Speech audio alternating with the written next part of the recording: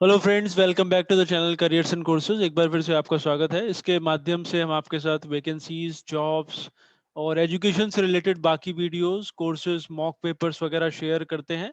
आज के इस वीडियो में बड़े इंपॉर्टेंट क्वेश्चन हमने इंग्लिश से रिलेटेड शेयर करे हैं, जो कि टीजीटी, पीजीटी और डीएसएसपी वगैरह एग्जाम्स के लिए यूजफुल होंगे। चैनल को जरूर सब्सक्राइब कर लें अगर आपने अभी तक नहीं किया है। तो चैनल है करियर्स एंड कोर्सेज। तो आइए आज के वीडियो अभी देखते हैं। तो इंग्लिश से रिलेटेड ये वीडियो है, और टीजीटी, पीजीटी और D triple S B particularly जो अभी एग्जाम्स होने वाले हैं उनके लिए बहुत ही इंपॉर्टेंट रहेगा कि वो इस वीडियो को ज़रूर देखें एंड तक। हम इसमें हमने कुछ क्वेश्चंस उसके हिसाब से डिज़ाइन करे हैं और उनको हम एक्सप्लेन करेंगे और आपके साथ डिस्कस भी करेंगे। तो आप वीडियो को लाइक ज़रूर करें और शेयर भी करें अपने नेटवर्क में। तो आइए मैं आपको वो क्वेश्चंस बेसिकली दिखाता हूँ। तो इंग्लिश हम सभी जानते हैं कितना इम्पोर्टेंट इसमें रहने वाला है। सारे एग्जाम्स में वो आता है, चाहे आप डी ट्रिपल एस पी दें या आप टीजीटी देने वाले हैं या पीजीटी देने वाले हैं। और प्रैक्टिस का बहुत ही इम्पोर्टेंट रोल उसमें है। तो इसमें हमने उसी पॉइंट ऑफ व्यू से आपको ये क्वेश्चंस डिजाइन करे हैं और इनको एक्सप्लेन करके हम बताएंगे कि आप कैसे इनको सॉल्व कर सकते हैं। दो पोर्शन हमने इसमें कवर करने की कोशिश करी है। बहुत कम क्वेश्चंस हैं, बट धीरे धीरे हम उस पे और भी क्वेश्चंस आपके साथ शेयर करते रहेंगे। इसमें कुछ क्वेश्चंस हैं सेंटेंस करेक्शन को लेकर, और कुछ क्वेश्चन है रीअरेंजमेंट को लेकर। तो इस सेंटेंस ब्रेक करके दिए गए हैं, उसको रीअरेंजमेंट और इसमें आपने करेक्ट करना है। तो देखिए, ये पहला क्वेश्चन है आपके सामने, और ये इसमें बेसिकली आपने सेंटेंस करेक्शन करना है। एक सेंटेंस दिया हुआ है, उसको पार्ट में ब्रेक कर दिया है। ऐसे क्वेश्चन अक्सर आपको टीजीटी, पीजीटी और डी ट्रिपल एस पी में देखने को मिल जाएंगे। तो सबसे पहले आपने इसको ध्यान से पढ़ना है। राहुल एडवाइज टू हर, उसके बाद ए लिखा हुआ है, फिर चाइल्ड नॉट टू प्ले, फिर बी लिखा हुआ है, मतलब वो बी ऑप्शन है। तो अगर आपको लगता है कि राहुल एडवाइज टू हर में कोई प्रॉब्लम है तो आपने ए मार्क करना है। उसके बाद चाइल्ड नॉट टू प्ले में अगर आपको कोई मिस्टेक लगती है तो आपने बी मार्क करना है। फिर with one ball in the park, इसमें अगर आपको कोई मिस्टेक लगती है तो आपने सी मार्क करना है। और अगर फोर्थ ऑप्शन के अंदर आपको कोई मिस्टेक लगती है तो फिर आपने उसके लिए डी मार्क करना है। तो ये इसको जब आप ध्यान से पढ़ेंगे तो आप थोड़ा खुद से भी सोचिए इसके बारे में। तो तो आपने सबसे पहले तो इनको अलग अलग एज ए सेंटेंस देखना है। राहुल एडवाइज टू हर, इसमें आप कोई मिस्टेक नहीं पा रहे हैं। बट जब आप सेंटेंसेस को ऐड कर देते हैं, Rahul advise to her child, अब यहाँ पे हर राहुल के लिए यूज करा गया है, मतलब ए वाला जो सेंटेंस है उसमें डेफिनेटली एक मिस्टेक है। Rahul advise to her child not to play, B वाले सेंटेंस में कोई मिस्टेक इसमें नजर नहीं आ रही है। फिर है with one ball in the park. अब वो एक बॉल से अगर बच्चा वहां पे खेल रहा है तो उसके लिए द बॉल यूज यहाँ पे एक्चुअली करा जाएगा, वन बॉल यूज नहीं करा जाएगा। वन बॉल एक ही केस में आ सकता है अगर वो बहुत सारी बॉल से खेल रहा है। बट नॉर्मली किसी सेंटेंस में यहाँ पे वन की जगह पे बेसिकली द इसमें होना चाहिए। तो ये वाला एक पार्ट है जहाँ पे इसमें मिस्टेक है, और ये वाला एक पार्ट है जिसमें यहाँ पे मिस्टेक है। तो इसमें जो ऑप्शन निकल के आता है, जो इसका करेक्ट आंसर है, वो है ऑप्शन डी। तो अगर आपको पहले सेंटेंस में मिस्टेक भी मिल जाती है फिर भी आपने उसको तुरंत मार्क नहीं करना है। आपने सारे ऑप्शन एक बार चेक करने हैं और उसके बाद आपने उसके ऊपर जाना है। फिर आप अकॉर्डिंगली जो आपको, अगर एक से ज्यादा ऑप्शन गलत हैं तो आपने वो भी वहां पे ध्यान देना होगा। दूसरे क्वेश्चन की तरफ चलते हैं। दूसरा क्वेश्चन है, तो सबसे पहले जो हमने ये किया है इसको यहाँ से हम इरेज कर देते हैं। तब तक आप क्वेश्चन को पढ़ सकते हैं। क्वेश्चन नंबर 2 है, ऑन अमित्स रिक्वेस्ट, उसके आगे ए लिखा हुआ है, मतलब वो पहला वाला ऑप्शन है। They decide to go for a long drive in Rahul's car. अब इसमें आप ध्यान से अगर देखें, ऑन अमित्स रिक्वेस्ट, ये सेंटेंस एकदम मतलब ये वाला पार्ट बिल्कुल सही है इसका। They decide to go for a long drive in Rahul's car. तो डिसाइड जो है इसको अगर आप ध्यान से देखें तो ये यहाँ पे नहीं होना चाहिए था, रादर डिसाइडेड यहाँ पे होना चाहिए था। तो करेक्ट सेंटेंस इसमें बन के आता है, on Amit's request they decided to go for a long drive in Rahul's car. तो इसका जो ऑप्शन आप मार्क करेंगे वो आप मार्क करेंगे ऑप्शन बी। तो ये होपफुली आपको क्लियर है। आपने सबसे पहले हर पार्ट में मिस्टेक को ढूंढने की कोशिश करनी है, उसके बाद आपने पूरे सेंटेंस को एज अ होल देखना है कि वो सही से बन के आ रहा है, ग्रामेटिकली करेक्ट है या नहीं है, फिर आपने अकॉर्डिंगली उसको मार्क करना होगा। तो नेक्स्ट क्वेश्चन की तरफ अभी हम चलेंगे। क्वेश्चन नंबर 3, इसको आप तब तक आप इसको पढ़िए। क्वेश्चन नंबर 3 है, all the childrens are playing in the park. All the childrens, उसके आगे ए है, फिर are playing in the park and suddenly it started raining. तो या तो ए ऑप्शन है या बी है या सी है या फिर ए और बी दोनों इसमें गलत हैं। तो आपने सभी को बेसिकली चेक करना होगा। अगर आप ग्रामर्स का बेसिक जानते हैं तो जो चिल्ड्रन वर्ड होता है वो अपने आप में एक प्लूरल है, मतलब वो बहुवचन है, वो बहुवचन के फॉर्म में चिल्ड्रन यूज होता है। तो ये एस यहाँ पे नहीं होना चाहिए था। तो ए वाला सेंटेंस डेफिनेटली इसमें गलत है। Are playing in the park, इसमें अगर आप इस पार्ट को देखें इसमें अपने आप में कोई मिस्टेक नहीं है, बट अगर आप पूरा सेंटेंस मिला के देखते हैं, all the children are playing in the park and suddenly it started raining. तो स्टार्टेड रेनिंग यहाँ पे आ रहा है, मतलब बारिश पड़ना शुरू हो गई थी, पास्ट टेंस का यूज करा गया है। तो यहाँ पे आर नहीं होना चाहिए था एक्चुअली, उसकी जगह पे यहाँ पे वर का हमें यूज करना था, अगर हमें सेंटेंस सही करना है तो। तो हमारा जो ऑप्शन इसमें निकल के आता है वो है ऑप्शन डी, क्योंकि ए और सी, सॉरी इसमें हमें ए और सी बेसिकली यूज करना होगा, क्योंकि जो सी वाला पार्ट है वो इसमें गलत है। तो इसमें आपने क्वेश्चन को पूरा जब आपने सेंटेंस किया तब आप उसकी मिस्टेक अच्छे से इसमें आइडेंटिफाई कर पाए। तो अब हम इसमें नेक्स्ट क्वेश्चन की तरफ बढ़ते हैं। क्वेश्चन नंबर 4, ये वाला भी एक सेंटेंस करेक्शन वाला क्वेश्चन है, इसको भी आपने ध्यान से बेसिकली पढ़ना होगा। तो पहला जो पार्ट इसमें दिया गया है वो दिया गया है कि new education policy is designed for bringing. तो ये अब ध्यान से देखें क्या ये सही है।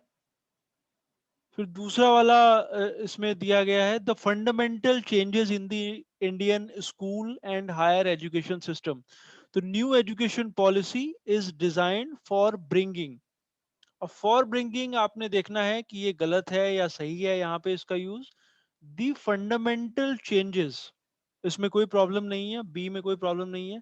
In the Indian school and higher education system, C में भी कोई प्रॉब्लम इसमें नहीं है। तो अगर कोई प्रॉब्लम इसमें है तो वो ए में हो सकती है, या फिर हमारा आंसर डी होगा, ए या डी में से कोई एक आंसर होगा। So new education policy is design for bringing. तो क्या आपको लगता है कि ये सही है? मेरे हिसाब से ये बिल्कुल सही है। तो इसका जो आंसर इसमें आएगा वो आएगा आंसर डी, नो एरर। बहुत बार बहुत सारे क्वेश्चन आपको ऐसे भी उसमें मिलेंगे जिसमें कोई एरर नहीं होगा, और वो सिर्फ कंफ्यूज करने के लिए आपको लंबे सेंटेंस वहां पे दिए जाते हैं। आइए नेक्स्ट क्वेश्चन की तरफ चलते हैं, वो है क्वेश्चन नंबर 5। क्वेश्चन नंबर 5 जो है वो बेसिकली रीअरेंजमेंट से है। बड़ा इंपॉर्टेंट ये टॉपिक एक्चुअली होता है, ऑलमोस्ट हर एग्जाम में इस टॉपिक से क्वेश्चंस आते हैं। थोड़ा कॉम्प्लिकेटेड भी वो बन जाता है, और आपने बेसिकली उसको समझने की कोशिश करनी होती है कि आपने कैसे उनको रीअरेंज करना है, आपकी लॉजिकल रीजनिंग को वो जज करने की कोशिश करता है। तो पहला जो इसमें पार्ट दिया गया है, very high hopes from our athletes, ये पी है। All the Indians are having Q, the Olympics in Japan are हो गया, और लास्ट है who have gone to participate in. तो इसमें आपने सबसे पहले देखना है कि आपका सेंटेंस शुरू कहाँ से हो सकता है। अगर आप पी को देखें शुरू में, तो वी से आप कभी भी कोई सेंटेंस, सॉरी वेरी से आप कोई सेंटेंस शुरू तो कर सकते हैं, बट इसमें आपको लॉजिक नहीं दिख रहा है, क्योंकि very high hopes from our athletes, ये सेंटेंस का बीच का पार्ट हो सकता है लेकिन पहला पार्ट नहीं हो सकता है। तो इसका मतलब ये है कि जो ए है वो इसमें ऑप्शन नहीं हो सकता है। ऑप्शन में आपने साथ साथ ऑप्शंस के ऊपर भी नजर रखनी इसमें होगी। तो अब हमारे पास बी, सी और डी बचते हैं, इन तीन में से कोई ऑप्शन हो सकता है। तो हम ऑप्शंस के हिसाब से जाएंगे। इस तरह के क्वेश्चन में जो बेस्ट स्ट्रेटजी रहती है, आप सबसे पहले ऑप्शंस के ऊपर एक नजर मार लें, और उसके बाद आप जो ऑप्शंस, जो सेंटेंस दिए हुए हैं उसकी तरफ देखें। तो बी इसमें दिया हुआ है क्यू पी आर एस, एक बार चेक करते हैं कि क्या ये सही हो सकता है। क्यू जो हमारा सेंटेंस है वो है all the Indians are having, yes, यहां से सेंटेंस शुरू हो सकता है। इसके आगे अगर हम पी लगा देते हैं, so all the Indians are having very high hopes from our athletes, ये भी लॉजिकल इसमें है, क्यू पी डेफिनेटली हो सकता है। उसके बाद नेक्स्ट इसमें लगाया गया है R, so all the Indians are having very high hopes from our athletes. फिर है द ओलंपिक्स इन जापान, अगर हम आर लगाते हैं तो ये बन के आता है all the Indians are having very high hopes from our athletes the Olympics in Japan, जो कि लॉजिकल नहीं लग रहा है, ब्रेकिंग टूट रहा है बीच में से सेंटेंस। जबकि अगर आप एस को लगाते हैं, तो अगर आप ये वाला पार्ट इसमें देखें जो सी ऑप्शन दिया गया है, QPSR, so all the Indians are having very high hopes from our athletes who have gone to participate in the Olympics in Japan. तो ये पूरा एक कोहेरेंट सेंटेंस यहां से निकल के आता है, और सी आपका ऑप्शन इसमें होगा।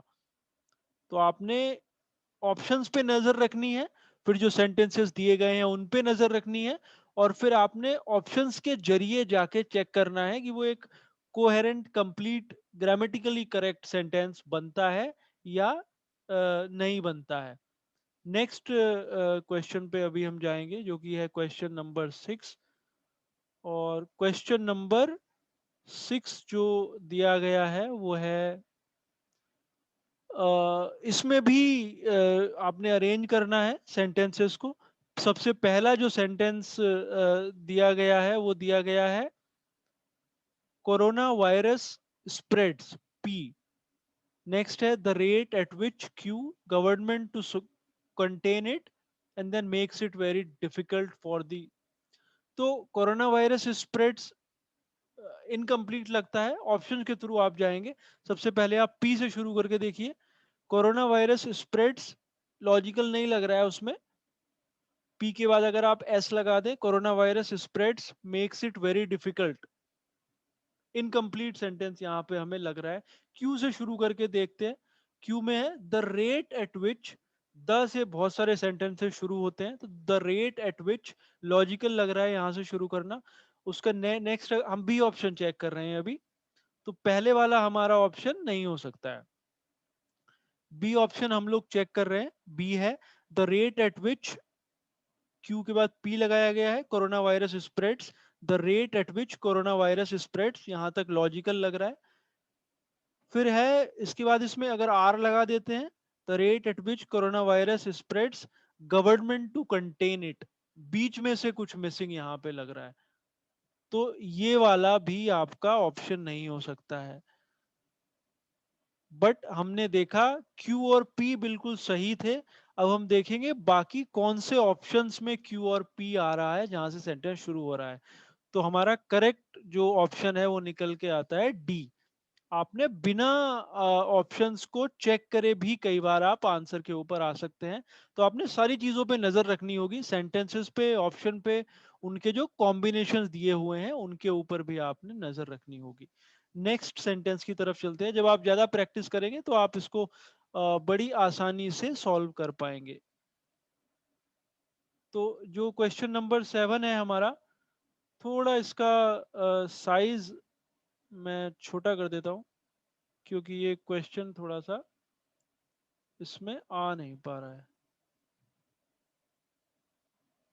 होपफुली ये विजिबल है आपको अभी भी। क्वेश्चन नंबर 7 है, ओके, इसको हम इसके ऑप्शंस को हटा देते हैं। क्वेश्चन नंबर 7 आपके पास है सर, ये रिसर्च से शुरू हो रहा है। रिसर्च एंड इंटरनेशनलाइजेशन पी है, जो पहला ऑप्शन है। फिर in order to improve their quality standards, and then are two of the key aspects for Indian higher education institutions. ये चार इसमें जो सेंटेंसेस दिए गए हैं इनको हमने मिलाना है। ऑप्शन से हम शुरू चेक करना शुरू करेंगे।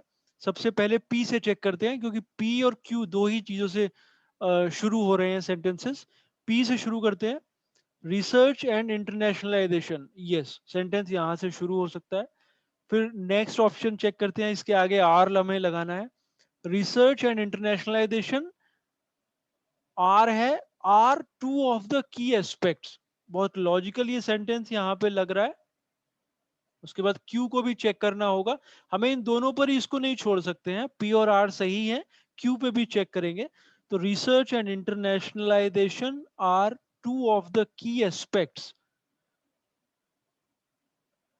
फॉर, और फॉर के बाद in order to improve their quality standards. ये यहाँ पे फॉर के बाद इन नहीं आ सकता है, फॉर के साथ इन नहीं है, क्योंकि क्यू वाला सेंटेंस फॉर पे खत्म हो रहा है, और जो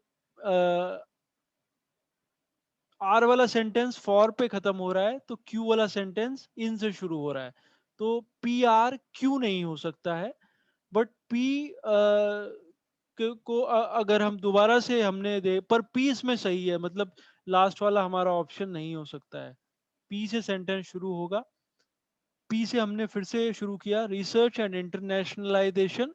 उसके बाद हमने क्यू इसमें लगाया, are two of the key aspects for. उसके बाद नेक्स्ट इसमें R for Indian higher education institutions. एकदम लॉजिकल ये लग रहा है sentence, in order to improve their quality standards. तो ये वाला जो हमारा ऑप्शन है ये एकदम सही है। पहले वाला हमने सबसे शुरू में चेक किया था, और हमें अपना ऑप्शन मिला दूसरे अटेम्प्ट में। तो आपने ऑप्शन से आप जाएंगे इसमें, और फिर अगर आपने बेसिक उसकी पढ़ाई करी हुई है तो आप इन क्वेश्चंस को इजीली सॉल्व कर पाएंगे। और क्वेश्चंस देखते हैं इस सीरीज में। क्वेश्चन नंबर 8 हमारे सामने है। इसमें ये भी रीअरेंजमेंट वाला क्वेश्चन है, क्योंकि ये टॉपिक ही बड़ा इंपॉर्टेंट है, और पूरी संभावनाएं हैं कि इससे क्वेश्चन आपके जो टेस्ट होने वाले, एग्जाम होने वाले, उसमें भी आने वाला है। अब इसमें ऑप्शन दिए हुए हैं, P S Q R, R P S Q, R P Q S, R Q S P. तो पी से हम सेंटेंस शुरू करके देखते हैं। सबसे पहले policies but it is equally. अब पॉलिसीज के बाद सीधा बट इसमें दिया गया है, इसका मतलब उसके पहले सेंटेंस में जरूर कुछ ना कुछ होना चाहिए, जिसको उन्होंने काउंटर जो आर्ग्यूमेंट है वो देने की कोशिश करी है। पॉलिसीज के बाद अगर बट है तो जरूर उसके पहले कुछ सेंटेंस में होना चाहिए। पी नहीं आ सकता है यहाँ पे एज एन ऑप्शन। पी से सेंटेंस शुरू नहीं हो सकता है। आर से शुरू करके देखते हैं। आर से अगर आप शुरू करते हैं, इन इंडिया, उसके बाद नेक्स्ट है P, in India it is very easy to make new. ये भी लॉजिकल है, आर और पी इसमें सही लग रहा है। उसके बाद एस लगाते हैं, in India it is very easy to make new. फिर एस अगर लगाएंगे, new difficult to implement them. तो न्यू के बाद difficult to implement them, again incomplete है सेंटेंस। क्या चीज इनकम्प्लीट है, ये इसमें कवर नहीं हो पा रहा है, तो ये वाला भी हमारा ऑप्शन नहीं हो सकता है। तो ये भी हमारा ऑप्शन इसमें नहीं हो सकता है, बी वाला। अभी हम जाएंगे सी वाला जो ऑप्शन है उसके ऊपर। ये आर से हमने शुरू किया था सेंटेंस, तो आर से ये डेफिनेटली शुरू हो रहा है। पी भी उसके बाद उसमें आता है। अगर उसमें क्यू लगा दिया जाए, तो in India it is very easy to make new policies, but it is equally difficult to implement them. एकदम कोहेरेंट सेंटेंस आपका बन के आता है अगर आप आर पी क्यू एस लगाते हैं। आप चाहें तो डी को भी एक बार चेक कर सकते हैं अगर हम आर से शुरू करते हैं, बट अगर आपको सही ऑप्शन मिल जाता है तो आपने फिर आगे जाने की जरूरत उसमें नहीं पड़ती है। तो होपफुली ये प्रैक्टिस बड़ा इंपॉर्टेंट रोल इसमें प्ले करने वाला है, इसीलिए आप हमारे साथ जुड़े रहिए। हम और क्वेश्चंस इसके ऊपर शेयर करते रहेंगे आपके साथ, ताकि और इसकी प्रैक्टिस आप कर पाए। नेक्स्ट क्वेश्चन इसमें है, क्वेश्चन नंबर 9 हमने कवर करा है। तो क्वेश्चन नंबर 9 है, ऑप्शन है physically fit help us in bring mentally and part of our daily life as the sport should be an integral part of it. तो ये बीइंग एक्चुअली यहाँ पे गलत है, ये थोड़ा सा इसमें एक स्पेलिंग मिस्टेक है, बीइंग होना चाहिए था। ऑप्शन के थ्रू ही हम फिर से यहाँ पे ट्राई करेंगे, और आपने एस से आप सेंटेंस शुरू करने से हम चेक करते हैं। एस है sports should be an integral, logical लग रहा है शुरू करना यहाँ से। दूसरा ऑप्शन ट्राई, दूसरा जो इसके आगे आर वाला सेंटेंस है वो ट्राई करते हैं। So sports should be an integral part of our daily life as they, integral part of our daily life, S के बाद आर इसमें सही लग रहा है। क्यू इसमें ट्राई करते हैं, sport should be an integral part of our daily life help us in being mentally and, अब part of our daily life as they help us in being mentally and, last भी लगा के check करते हैं physically fit. पहले attempt में ही ये आपको यहाँ पे सही ऑप्शन मिल गया है। अगर आप तो बाकी आपको चेक करने की आवश्यकता ही नहीं है, आपका टाइम यहाँ पे बचा है। ऑप्शन से ही आप जाइएगा, सेंटेंस देखिए कोहेरेंट है, लॉजिकल है, ग्रामेटिकली करेक्ट है, सुनने में सही लग रहा है, तो आप उसको मार्क कर सकते हैं। तो नेक्स्ट क्वेश्चन की तरफ चलते हैं। क्वेश्चन नंबर 10 है हमारा, इसको हमने इरेज कर दिया। आप तब तक क्वेश्चन को थोड़ा पढ़ सकते हैं। In the statement that computers away all the jobs from human beings there is hardly any truth are soon going to take S. Option से हम फिर से शुरू करेंगे, पहले वाला ऑप्शन पी से शुरू करते हैं। पहले ऑप्शन में पी से शुरू है, तो in the statement that computers, S है नेक्स्ट, एस लगा के देखते हैं। In the statement that computers are soon going to take, logical लग रहा है यहाँ तक, पी और एस चांसेस हैं कि ये करेक्ट हो। उसके बाद क्यू लगाते हैं, in the statement that computers are soon going to take away all the jobs from human beings there is hardly any truth. तो अगर आप इस सेंटेंस को पढ़ें, पहला तीन इसमें सही लग रहा है, पी एस क्यू एक दूसरे के बाद होना चाहिए, पी के बाद आस एस, एस के बाद क्यू होना चाहिए, बट आर यहाँ पे लॉजिकल नहीं लग रहा है। अगर आप इस तरह से सेंटेंस बनाते हैं, in the statement that computers are soon going to take away all the jobs from human beings there is hardly any truth, illogical sentence ये लग रहा है बेसिकली। तो बट एक चीज इसमें से निकल के आई, और वो ये है कि पी एस क्यू एक सीरीज में होना चाहिए, आर सबसे बाद में नहीं हो सकता है, इसलिए आर को हम सबसे पहले लगा के चेक कर सकते हैं। कई बार ये लॉजिक से भी आपने काम इसमें लेना होगा। इसमें भी पी एस क्यू यहाँ पे आ रहा है, सिर्फ आपने आर सबसे पहले कर दिया है। अब आप सेंटेंस को पढ़िए एक बार। There is hardly any truth in the statement that computers are soon going to take away all the jobs from human beings. एकदम लॉजिकल और कोहेरेंट सेंटेंस यहाँ पे बन गया है अभी ये। नेक्स्ट हमारा क्वेश्चन है क्वेश्चन नंबर 11, और ये लास्ट क्वेश्चन भी है जो हमने इस वीडियो में कवर करा है। इसको जब आप ध्यान से पढ़ते हैं, तो क्वेश्चन है, who fill the forms for different exams, there are many candidates seriously prepare for it but not many of them. Options के थ्रू ही जाएंगे फिर से हम। सारे ऑप्शंस में क्यू से चीजें शुरू हो रही है, मतलब पहला सेंटेंस तो क्यू ही इसमें होना चाहिए। तो पहला ऑप्शन हमें चेक करना होगा, there are many candidates, Q के बाद एस आया है, but not many of them, So there are many candidates but not many of them. एक बार many candidates आया, दूसरी बार not many of them. Logically गलत इसमें लग रहा है. Next option check करते हैं, Q के बाद R लगा के. There are many candidates seriously prepare for it. There are many candidates seriously prepare for it. Again logically ये sentence गलत लग रहा है, incomplete लग रहा है. तो पहले वाला गलत था, दूसरा वाला भी गलत था. तीसरा चेक करते हैं. There are many candidates who fill the forms for different exams. Logical है, क्यू के बाद पी इसमें सही लग रहा है. So there are many candidates who fill the exams who fill the forms for different exams seriously prepare for it. Exams के बाद आर है तो seriously prepare for it. Again इसमें से बीच में कुछ मिसिंग है, इसका मतलब ये भी हमारा ऑप्शन नहीं है.